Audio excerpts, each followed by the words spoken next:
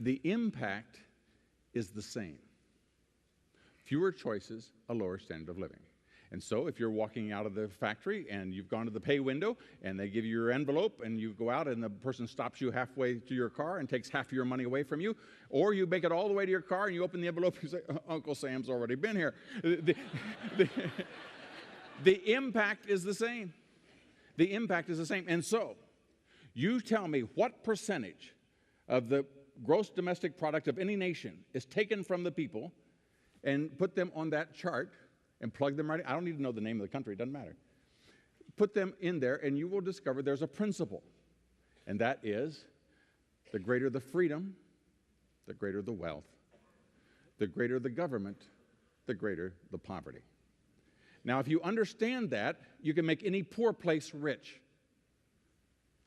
If you don't understand it, you can make any rich place poor. And I shudder to think what has been happening in California in recent months and what's happening to America as we speak. In 2001, when Ronald Reagan was president, the entire national debt and the entire budget, we had a strong defense back in those days. We had 600 ships. Today we have 243.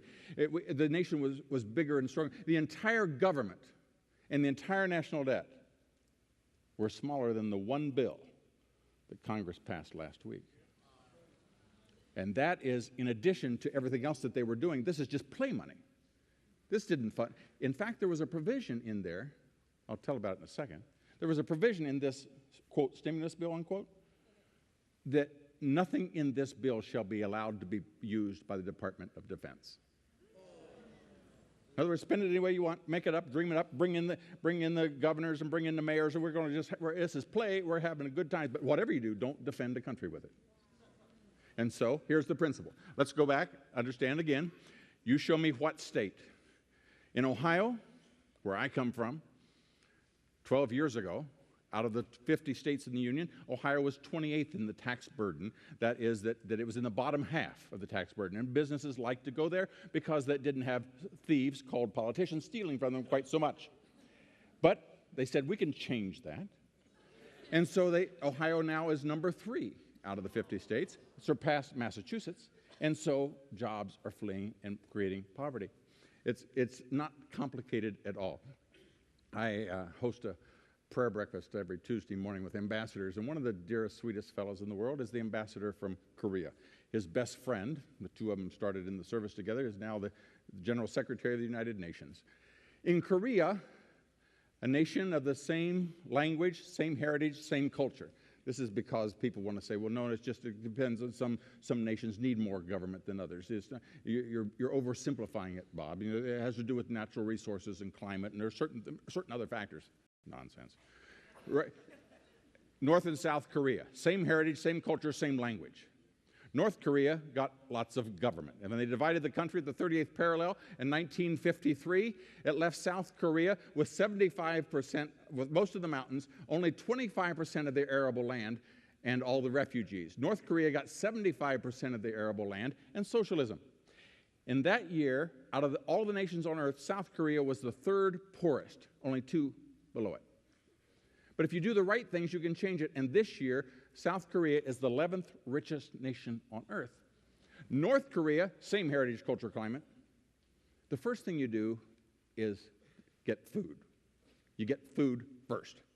Everybody, you scramble around for food. If you got time left over, you build a house. After that, you get clothing. Then you might get a job. Then you might make a factory, you might do something. But first of all, you got to get food. That's the first thing you do. And when a country collapses and the engineers and the doctors and everybody leaves their plant, they go out and they got to get food. North Korea, over the last 5 years, 2.5 million people have starved. You see pictures of people walking around like this. They eat sticks and they eat weeds and they do anything to try to fill their stomach until their insides are just eaten. They're 2.5 inches shorter than South Koreans. The greater the government, the greater the poverty, the greater the freedom, the greater the wealth. Who makes that choice? You and I do. When I was growing up, Detroit was the richest city in America, far and away, number 1. Elected people to office said, we can change that. Out of the 65 largest cities in America, it's now number 65. You can make any rich place poor. You can make any poor place rich. So the question might be, well, about why do people do that? Well, that's a very good question. And it boils down to this. Every philosophical debate, every barroom brawl, every schoolyard scuffle boils down to two words, and that is, who says? And there's only two answers, only two. One is, I say, and the other is, God says. One is, how do you feel about abortion? Well, I think, or God says. And our nation knew which one to choose. But if you have which worldview you choose makes a significant difference. If you believe that man invented God, then you have one view. If you believe that God created man, you have another. If you believe that man created God, then you believe that man is his own standard. And who are you to judge? After all, I'm God. I shall ascend to the throne. I shall be like the Most High. I'll do it my way.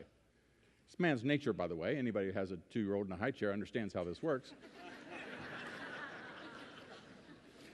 Man is the standard. The other is the idea that God is a standard. Now, if you believe that man is the standard, then you believe that man is basically good. By what standard would he not be good? He's his own standard. And so when they took control of the Congress 3 years ago, they began to change. When they swear people in before many of the committees, they say, do you swear to tell the truth, the whole truth, and nothing but the truth?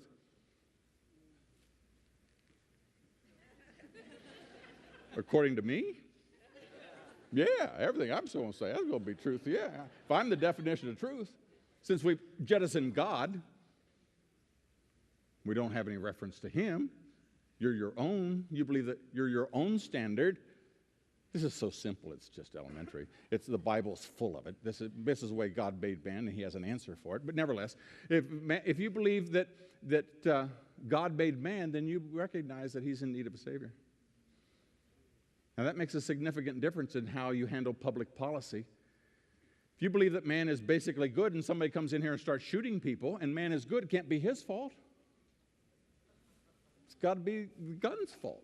Got to regulate that gun. There's the problem. Whereas those that understand it's not the gun's fault. And so we sit there thinking, are you stupid? But if you believe that man is basically good, then you believe that anything that goes wrong is not his fault, it's the environment. And so if there's men going around impregnating people and not taking responsibilities as a father, it's not his fault. It's the school's fault for not passing out enough condoms in the classroom. I mean, there's the problem. It's the environment.